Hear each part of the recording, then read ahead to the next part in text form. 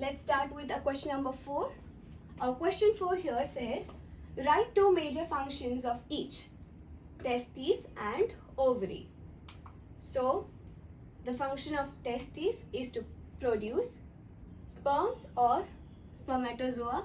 So, start by writing testes and production of spermatozoa or spermatogenesis, and also secretion of male sex hormone testosterone.